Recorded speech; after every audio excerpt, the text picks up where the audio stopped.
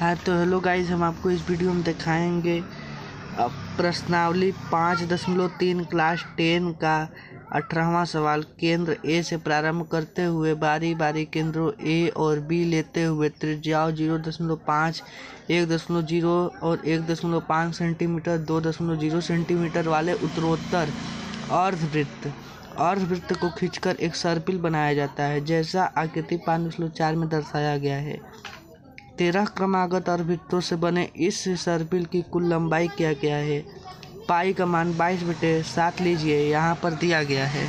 चलिए हम अपने हल की तरफ चलते हैं। यहाँ पर लंबाई का मतलब दिया है वृत्त का परिमाप यानी 2πr।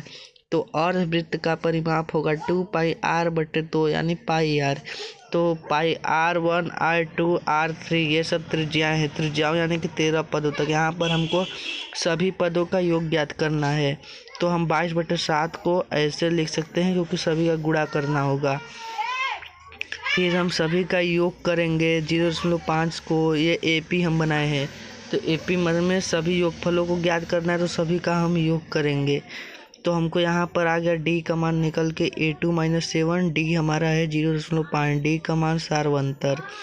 तो सभी का योग निकाल करने के लिए SN बराबर n/2 2a + n - 1 × D। तो हम 22/7 फिर 13/2, यहाँ पर 22 है और इन सभी को हम डायरेक्ट इसी सूत्र के आधार पर बैठा दिए हैं।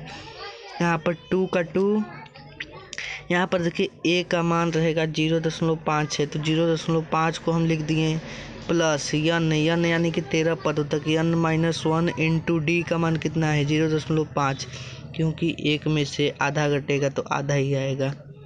तो हम यहाँ पर देखिए अब हल करेंगे, तो फिर हम इसको 22/7 का 22/7 ही रहने देंगे। फिर लिखेंगे 13/2। हम इसी जगह डायरेक्ट हल कर दे रहे हैं। 0.5 का 2 में गुणा होगा तो आएगा 1, प्लस 13 में से 1 घटेगा 12 का गुणा। यदि हम 12 का गुणा 0.5 से करेंगे तो आएगा 6। तो हम ऐसे हल कर देंगे 22/7 × 13/2 × 7।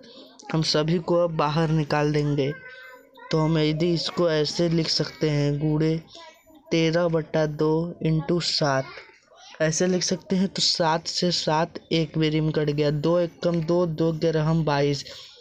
आंसर आया 11 × 13। यदि हम 13 का इसमें 11 में गुणा करेंगे तो आंसर आएगा 143 सेंटीमीटर।